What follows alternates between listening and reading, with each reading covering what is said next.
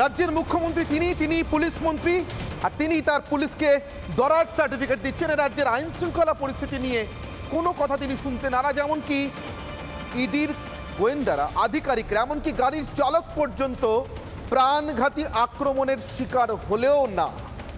মমতা বন্দ্যোপাধ্যায় বলছেন এই রাজ্যের আইন শৃঙ্খলা পরিস্থিতির সমালোচনা করা নাকি বিরোধীদের চক্রান্ত ষড়যন্ত্র। তবে কি ইডি, সিবিআই এগুলোকে তিনি বিরোধী দল মনে করেন? কার্যত যে মনে করেন সেটা অনেকবারই বলেছেন। কেন্দ্রীয় সরকারের হয়ে, মানে কেন্দ্রীয় সরকারের শাসনাধীন দল, শাসনকারী দলের হয়ে কাজ করে, এটা তিনি বারবার বলেছেন। কিন্তু সরাসরি তাদেরকে রাজনৈতিক সংগঠন, তাও মমতা বোধহয় আজকে ঘুরিয়ে বলে দিলেন। আর তিনি যা ঘুরিয়ে বলতে পারেননি তা প্রকাশ্যে স্পষ্ট করে বলে দিয়েছেন শোভনদেব চট্টোপাধ্যায়, তারই মন্ত্রিসভার বর্ষিয়ান মন্ত্রী এবং তৃণমূল কংগ্রেসে প্রথম দিন থেকে মমতা বন্দ্যোপাধ্যায়ের সঙ্গে।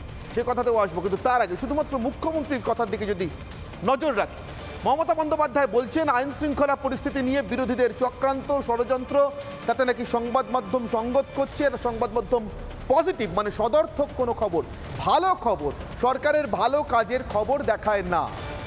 আমাদের প্রশ্ন, শাহজাহান মোল্লার বাড়িতে তার বাড়িতে তল্লাশি চালাতে গিয়ে ইডির আধিকারিকদের আক্রান্ত হওয়ার খবরটা ভালো না খারাপ সেটা বুঝে চালাবো, নাকি এ রাজ্যের মানুষের জন্য, তাদের অধিকার রক্ষার জন্য, তাদের খাবার চুরির টাকার হিসেব নেওয়ার জন্য এনফোর্সমেন্ট ডাইরেক্টরেটের তদন্তকারীরা কোথাও গিয়ে আক্রান্ত হচ্ছেন, আর শাসক দলের নেতাকর্মীরা সবাই গলায় গলা মিলিয়ে একসঙ্গে তাকে সমর্থন করছেন, অর্থাৎ শাহজাহানকে সমর্থন করছেন, আক্রমণকে সমর্থন করছেন।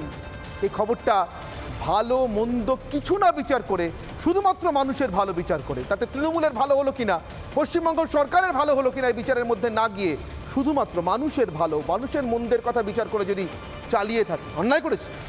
মমতা বন্দ্যোপাধ্যায় কি দাবি করছেন? এনফোর্সমেন্ট ডাইরেক্টরেটের আধিকারিকরা, গোয়েন্দারা, তারা তদন্তে গিয়ে আক্রান্ত হচ্ছেন, এটা কি রাজ্যের আইন শৃঙ্খলা পরিস্থিতি ভালো হওয়ার বিজ্ঞাপন? যদি তা না হয় তাহলে এটাই বা বলছেন কেন?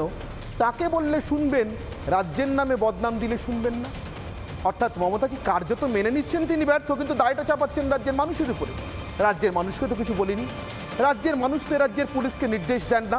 এ রাজ্যের মানুষ তো এনফোর্সমেন্ট ডাইরেক্টরেটের উপর হামলা চালান না। হামলা তো চালায় তৃণমূলের নেতা মন্ত্রীদের নির্দেশে একদল দুষ্কৃতী। পুলিশকে নিষ্ক্রিয় করে রাজ্যের তৃণমূলের নেতা মন্ত্রী, আমলা, এমনকি পুলিশ মন্ত্রী নিজে না হলে 4 দিন পরে শাহজাহান আজও অধরা কি করে? মমতা বন্দ্যোপাধ্যায় তার দায় অস্বীকার করবেন কি করে? দায় অস্বীকার করতে পারছেন না বলেই কি যে মানুষ তাকে মুখ্যমন্ত্রী করেছেন তাদের কাঁধে দায় চাপাচ্ছেন?